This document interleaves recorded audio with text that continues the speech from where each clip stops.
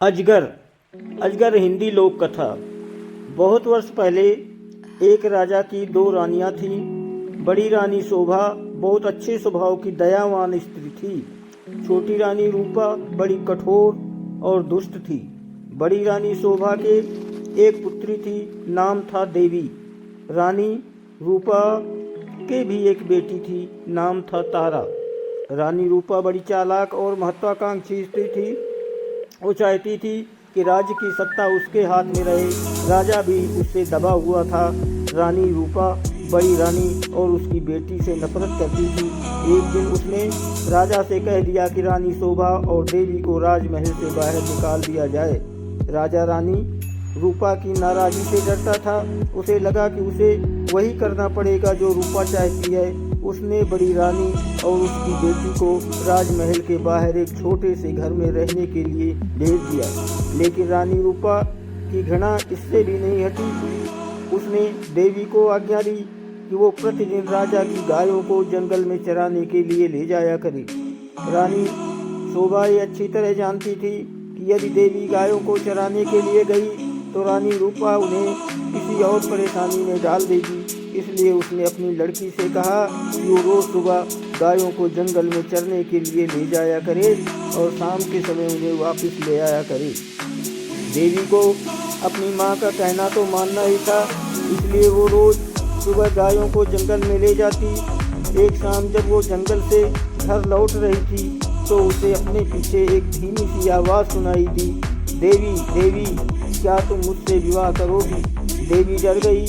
जितनी जल्दी हो सका उसने गायों को घर की ओर हाँका। दूसरे दिन भी जब वो घर लौट रही थी तो उसने वही आवाज़ पुनः सुनी। वही प्रश्न उससे फिर पूछा। या रात को देवी ने अपनी माँ को उस आवाज़ के बारे में कहा। माँ सारी रात इस बात पर विचार करती रही।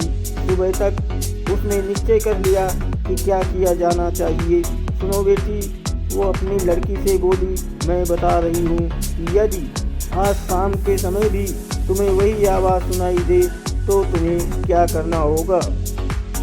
बताइए माँ, देवी ने उत्तर दिया, तुम उस आवाज़ को उत्तर देना। रानी शोभा ने कहा, कल सुबह तुम मेरे घर आ जाओ, फिर मैं तुमसे विवाह कर लूँगी। देवी बोली, हम उसे जानते तक नहीं। मेरी प्यारी देवी माँ ने दुखी होकर कहा, जिस स्थिति में हम जीवित हैं उससे ज़्यादा बुरा और क्या हो सकता है। हमें इस प्रस्ताव को स्वीकार कर लेना चाहिए।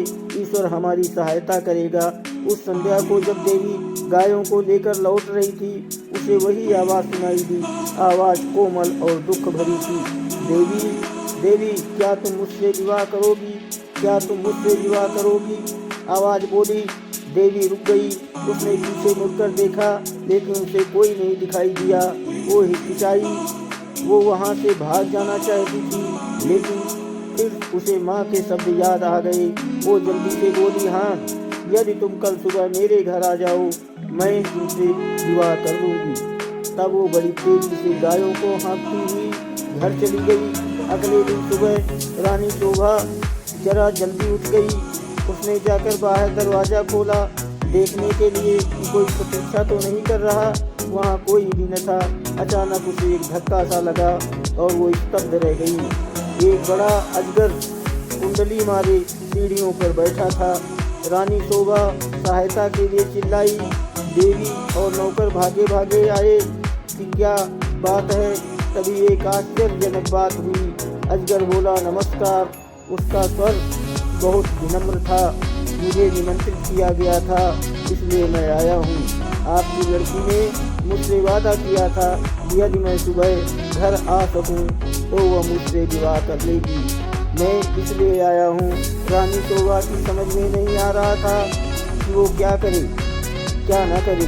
उसे तो यही आशा थी कि किसी दिन कोई सुंदर नौजवान उसकी लड़की को विवाह करने आएगा। उसने ये कभी नहीं सोचा था कि वो अजगर होगा।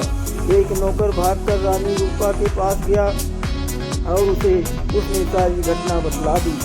रानी ये सुनकर प्रसन्न हुई।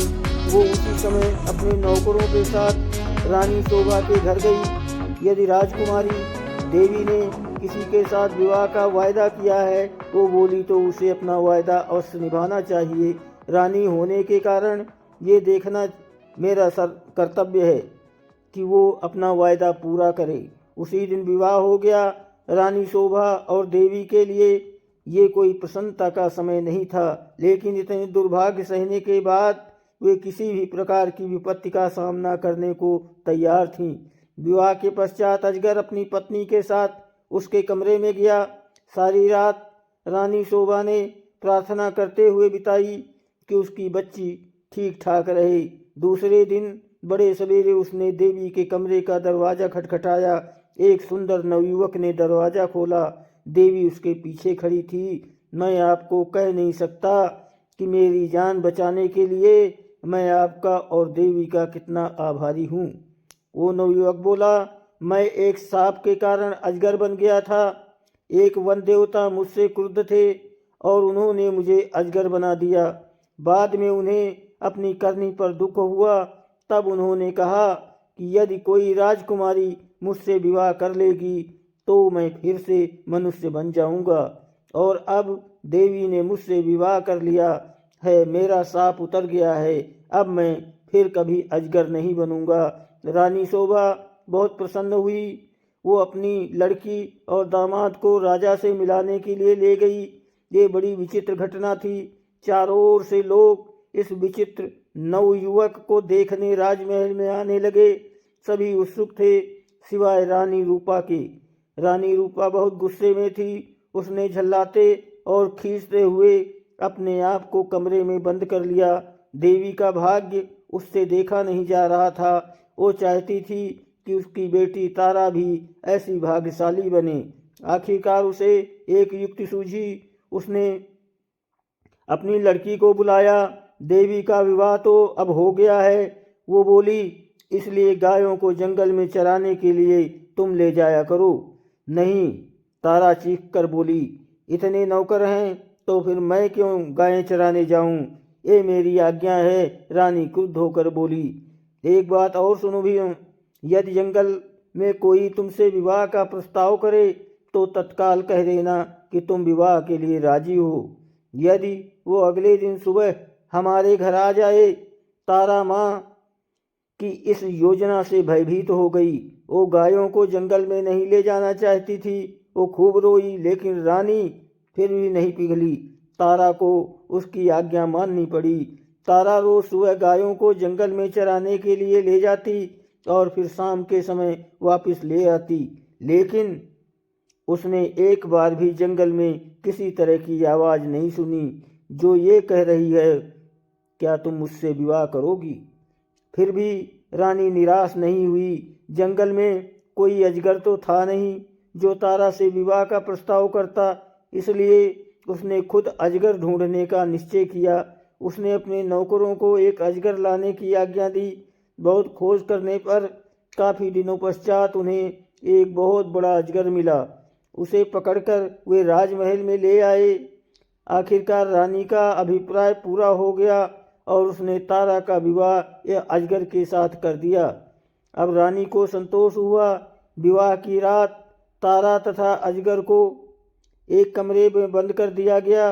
रानी अधीरता से सुबह की प्रतीक्षा कर रही थी। रानी रूपा ने सवेरे सवेरे ही लड़की के कमरे का दरवाज़ा खटखटाया, लेकिन कोई उत्तर ना मिला।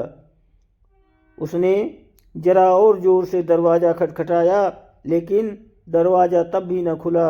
रानी से और प्रतीक्षा न की गई और उसने धक्का देकर दरवाज़ा खोल दिया। मोटा अजगर जमीन पर पड़ा था, लेकिन तारा का कहीं पता नहीं था। रानी चीख पड़ी। महल में सभी ने उसका चीखना सुना। राजा और नौकर भागे आए कि क्या बात है, राजकुमारी कहाँ है? सब चिल्लाए, वो तो अजगर के पेट में होगी। रसोइया बोला, देखो कितना मोटा हो गया है। रानी अब बड़ी जोर जोर से रोने लगी। राजा भी रोने लगा। रसोइया अपना सबसे बड़ा चाकू ले आया।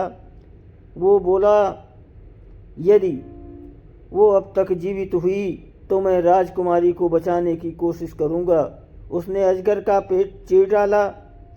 तारा भली भांति जीवित थी। रसोइये ने उसे बाहर खींचा। वो चीख मारकर अपनी माँ की तरफ भागी।